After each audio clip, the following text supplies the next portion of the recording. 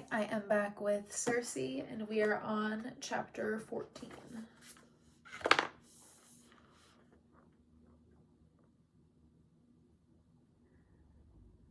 Outside, the winter rains had begun to fall.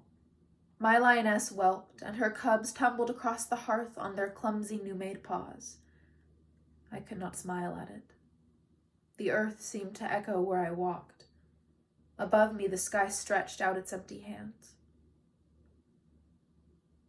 I waited for Hermes so I might ask him what became of Medea and Jason, but he always seemed to know when I wanted him and stayed away. I tried to weave, but my mind felt needle-pricked. Now that Medea had named my loneliness, it hung from everything, clinging like spiderwebs unavoidable. I ran along the beach, gasped up and down the forest paths, trying to shake it from me. I sifted and resifted my memories of Aeetes, all those hours we had leaned against each other. That old, sickening feeling returned. That every moment of my life I had been a fool. I helped Prometheus, I reminded myself. But it sounded pathetic even to my ears. How long would I cling to that handful of minutes, trying to cover myself as if with some threadbare blanket? It did not matter what I had done then. Prometheus was on his crag and I was here. The days moved slowly, dropping like petals from a blown rose. I gripped the cedar loom and made myself breathe its scent. I tried to remember the feel of Daedalus's scars beneath my fingers, but the memories were built of air and blew away. Someone will come, I thought.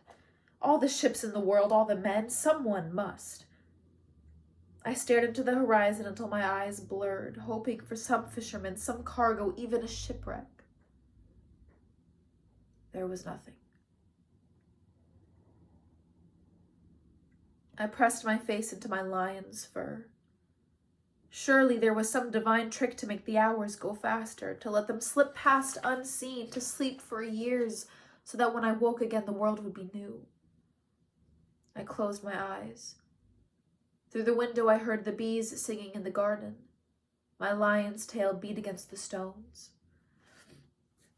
An eternity later, when I opened my eyes, the shadows had not even moved.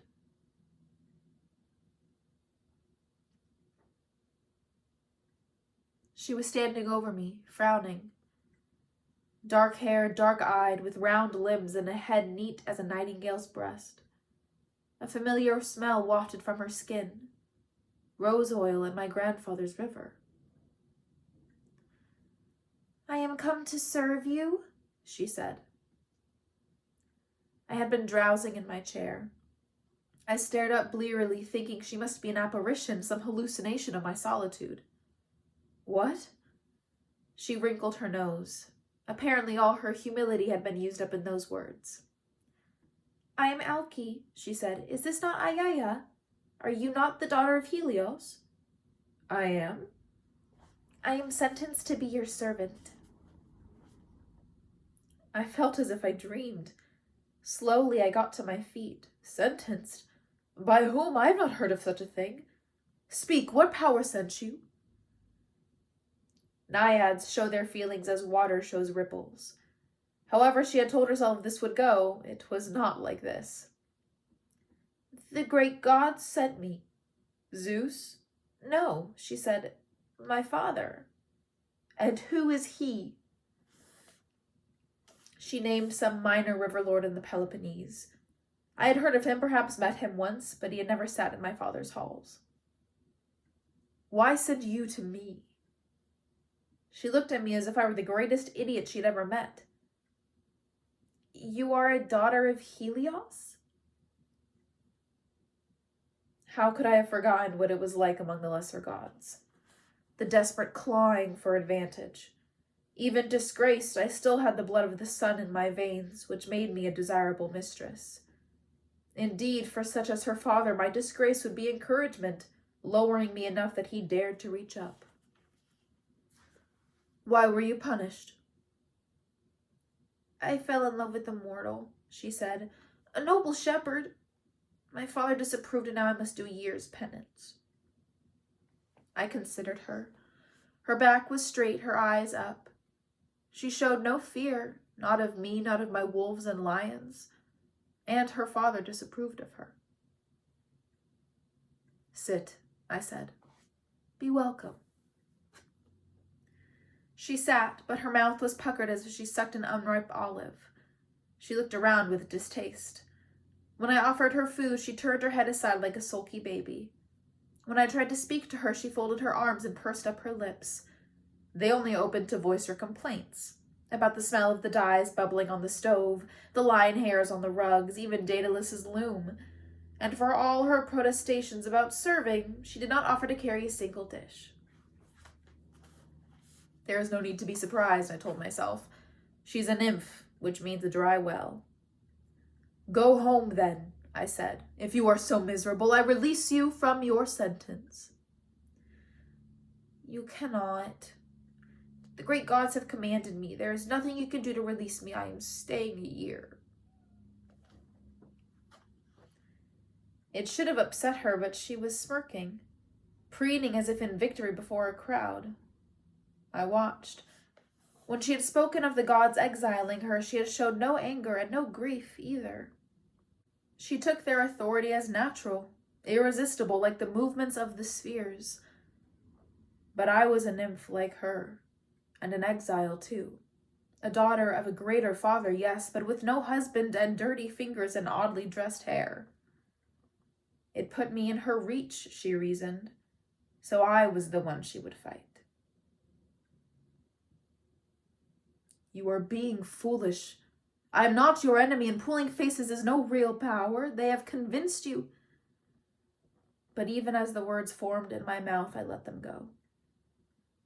It would be like Persian to her. She would not understand it, not in 1,000 years. And I was done giving lessons. I leaned forward and spoke the language she understood. Here is how it will go, Alki. I will not hear you. I will not smell your rose oil or find your hairs around my house. You will feed yourself, care for yourself, and if you cause me a moment's more trouble, I will turn you into a blind worm and drop you into the sea for the fish.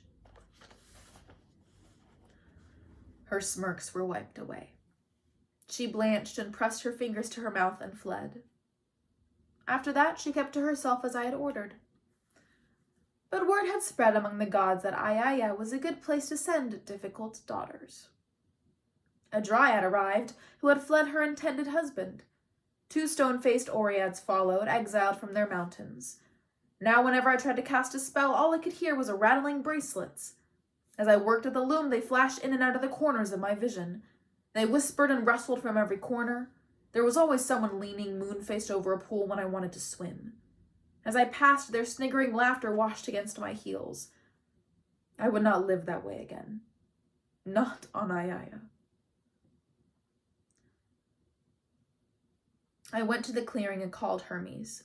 He came, smiling already. So, how do you like your new handmaids? I do not, I said. Go to my father and see how they can be taken away. I feared he might object to being set out on an errand, but it was too amusing for him to miss. When he came back, he said, What did you expect? Your father is delighted. He says it's only right that his high blood is served by lesser divinities. He will encourage more fathers to send their daughters.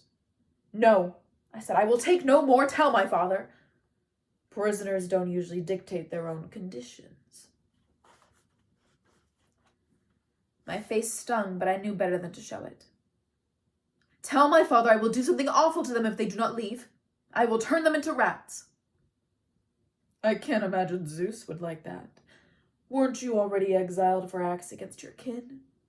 You should beware further punishment. You could speak on my behalf. Try to persuade him. His black eyes glittered.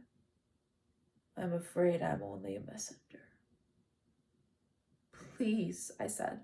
I do not want them here, truly. I am not being funny. No, he said. You are not. You're being very dull. Use your imagination. They must be good for something. Take them to your bed. That is absurd, I said. They would run screaming. Nymphs always do, he said. But I'll tell you a secret. They're terrible at getting away. At a feast on Olympus, such a jest would have been followed by a roar of laughter. Hermes waited now, grinning like a goat. But all I felt was a white, cold rage. I am finished with you, I said. I have been finished a long time. Let me not see you again. If anything, his grin deepened. He vanished and did not return. It was no obedience. He was finished with me too, for I had committed the unpardonable sin of being dull. I could imagine the stories he was telling of me, humorless, prickly, and smelling of pigs. From time to time I could sense him just out of my sight, finding my nymphs in the hills, sending them back flushed and laughing, giddy, from the great Olympian who had shown them favor. He seemed to think I would go mad with jealousy and loneliness and turn them into rats indeed. 100 years he had been coming to my island, and in all that time he had never cared for more than his own entertainment. The nymphs remained. When they finished their terms of service, others arrived to take their place. Sometimes there were 4, sometimes 6 or 7. They trembled when I passed, ducking and calling me mistress, but it meant nothing. I had been put in my place. At a word and a whim from my father, all my vaunted power blew away. Not even my father. Any river god had the right to fill my island, and I could not stop him. The nymphs wafted around me. Their smothered laughter drifted down the halls. At least, I told myself, it was not their brothers who would have bragged and fought and hunted down my wolves. But of course, that was never a real danger. Sons were not punished. I sat at my hearth watching the stars turn through the window. Cold, I felt. Cold as a garden in winter gone deep to ground. I did my spells. I sang and worked at my loom and husbanded my animals, but it all felt shrunk to the size of ants. The island had never needed my hand. It prospered on no matter what I did. The sheep multiplied and wandered freely. They ambled over the grass, nudging aside the wolf pups with their blunt faces. My lioness stayed inside by the fire. White fur stained her mouth. Her grandchildren had their own grandchildren, and her haunches trembled when she walked.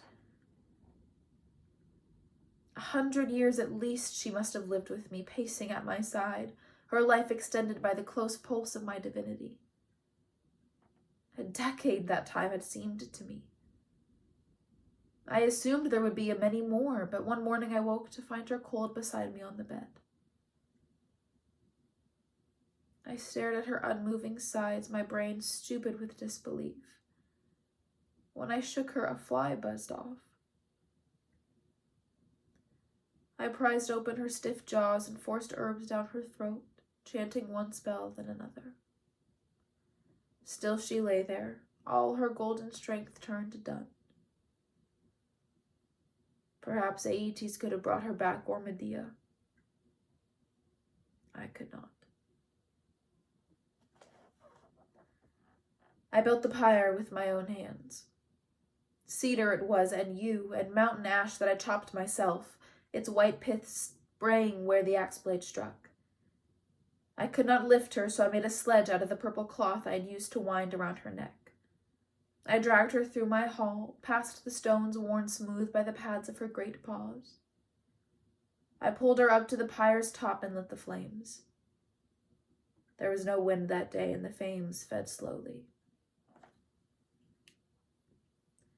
It took the whole afternoon for her fur to blacken, her long yellow body to burn down to ash. For the first time, the cold underworld of mortals seemed a mercy. At least some part of them lived on. She was utterly lost.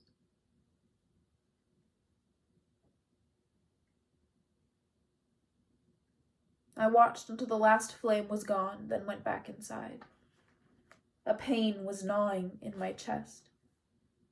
I pressed my hands to it, the hollows and hard bones. I sat before my loom and felt at last like the creature Medea had named me. Old and abandoned and alone, spiritless and gray as the rocks themselves. I sang often in those days. It was the best company I had. That morning it was an old hymn in praise of farming. I liked the shape of it on my lips, the soothing lists of plants and crops, of crofts and coats, herds and flocks, and the stars that wheeled above them. I let the words float in the air as I stirred the boiling pot of dye. I had seen a fox and wanted to match the color of her coat. The liquid foamed up, saffron mixed with madder. My nymphs had fled the stink, but I liked it.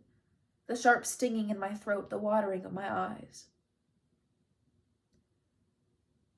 It was the song that caught their attention, my voice drifting down the trails to the beach. They followed it through the trees and sighted the smoke from my chimney.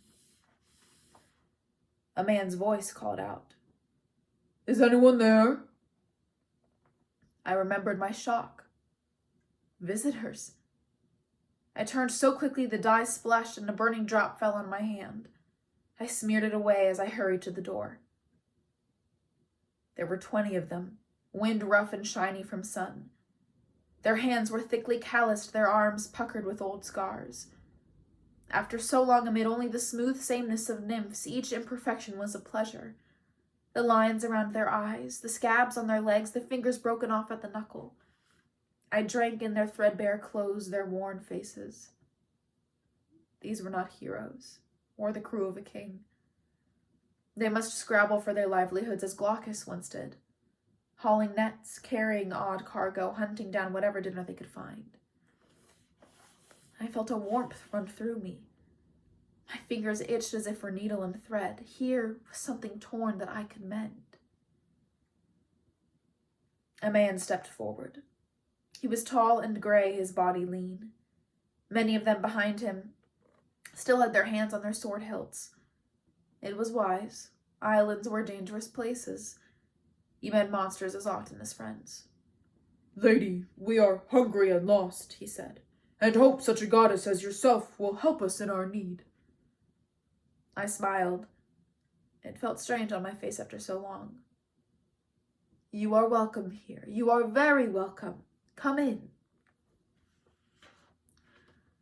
I shooed the wolves and lions outside. Not all men were as unshakable as Daedalus, and these sailors looked as though they had known shocks enough already. I led them to my tables, then hurried to the kitchen to bring out heaping platters of stewed figs and roasted fish, brined cheese and bread. The men had eyed my pigs on the way in, elbowing each other and whispering loudly their hope that I might kill one. But when the fish and fruits were before them, they were so eager they did not complain, nor even pause to wash their hands or take off their swords.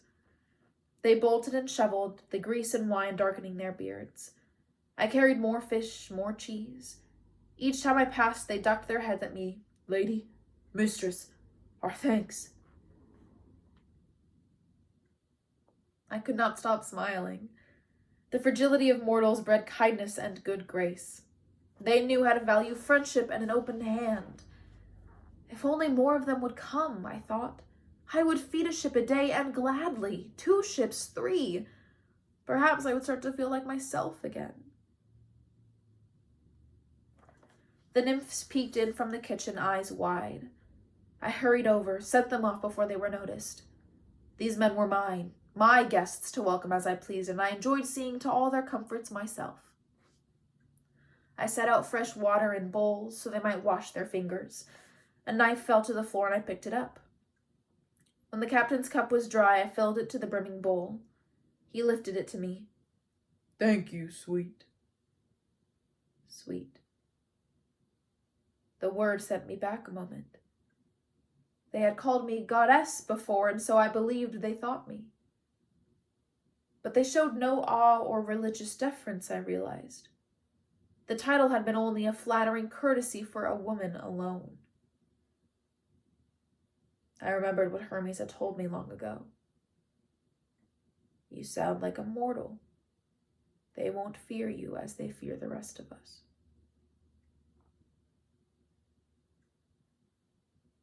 And so they did not. In fact, they thought I was the same as they were. I stood there charmed by the idea. What would my mortal self be? An enterprising herb woman? An independent widow? No, not a widow, for I did not want some grim history. Perhaps I was a priestess, but not to a god. Daedalus once visited this place, I told the man. I keep the shrine of it. He nodded. I was disappointed at how unimpressed he was, as if there were shrines to dead heroes all over. Well, perhaps there were. How would I know?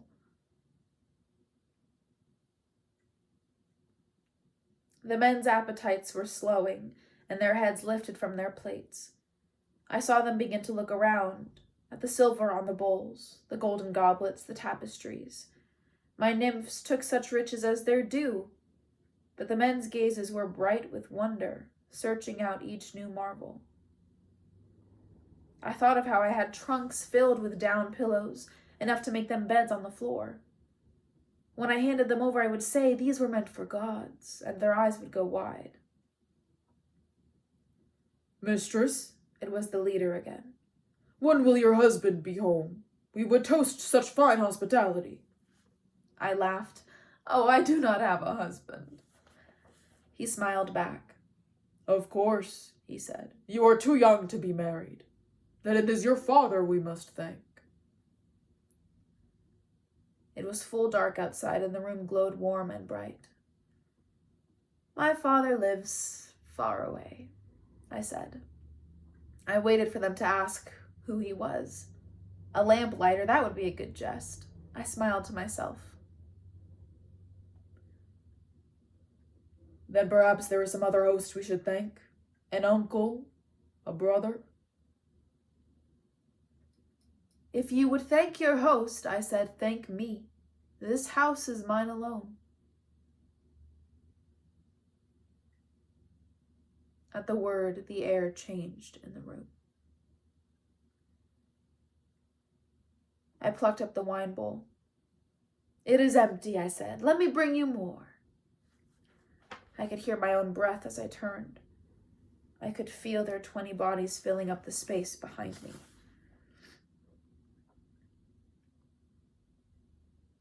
In the kitchen, I put a hand to one of my draughts. You're being silly, I thought.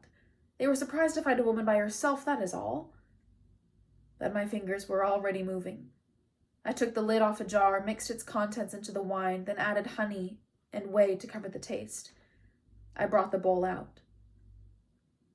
20 gazes followed me. Here, I said, I have kept the best for last. You must have some, all of you. It comes from the finest vineyard on Crete. They smiled, pleased at such solicitous luxury. I watched every man fill his cup. I watched them drink. By then each of them must have a cask in his belly. The platters were empty, licked clean. The men leaned together, speaking low. My voice felt too loud. Come, I have fed you well. Will you tell me your names? They looked up. Their eyes darted like ferrets to their leader. He rose, the bench scraping on the stone. Tell us yours first. There was something in his voice. I almost said it then, the spell word that would send him to sleep. But even after all the years that had passed, there was a piece of me that still only spoke what I was bid. Circe, I answered. The name meant nothing to them. It dropped onto the floor like a stone. The benches scraped again. All the men were rising now, their eyes fixed on me. And still I said nothing. Still I told myself I was wrong. I must be wrong. I had fed them. They had thanked me. They were my guests.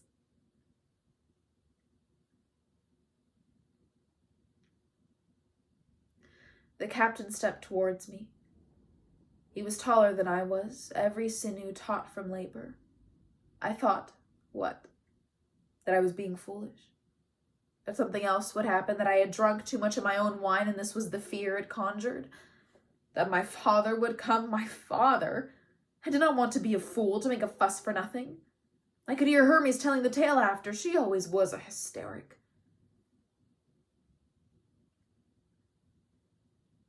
The captain was close now.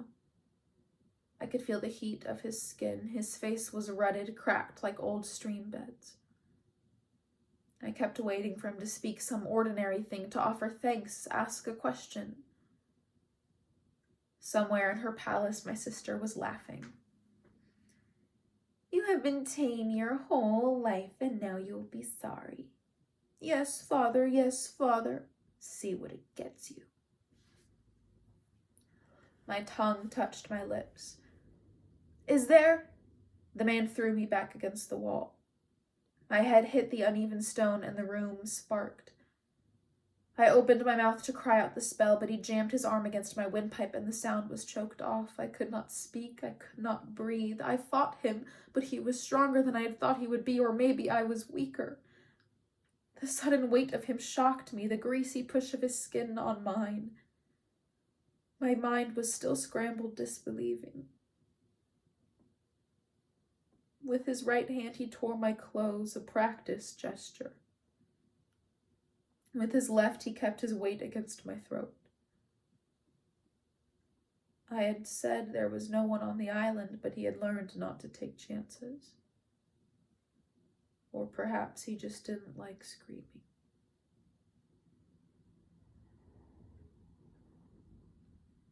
I don't know what his men did. Watched, maybe. If my lion had been there, she would have clawed down the door, but she was ash upon the winds. Outside, I heard the pigs squealing. I remember what I thought, bare against the grinding stone. I am only a nymph after all, for nothing is more common among us than this.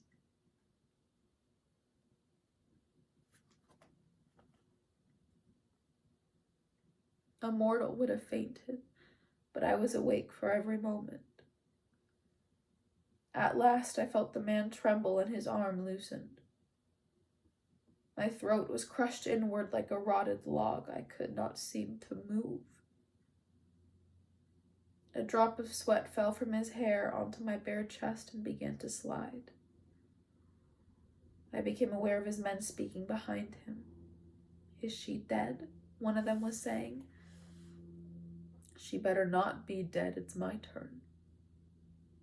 A face loomed over the captain's shoulder. Her eyes are open.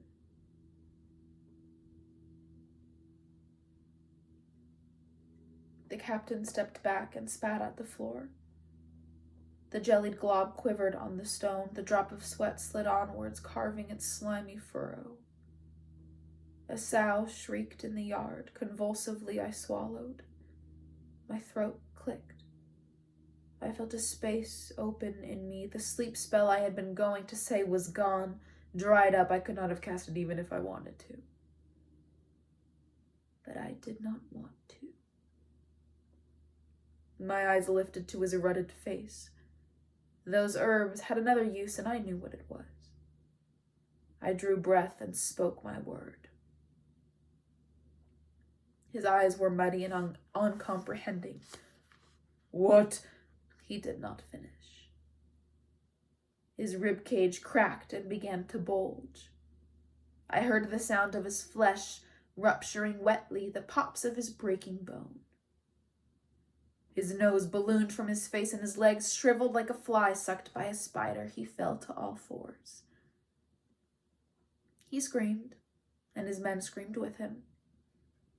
It went on for a long time. As it turned out, I did kill pigs that night after all. And that's the end of the chapter.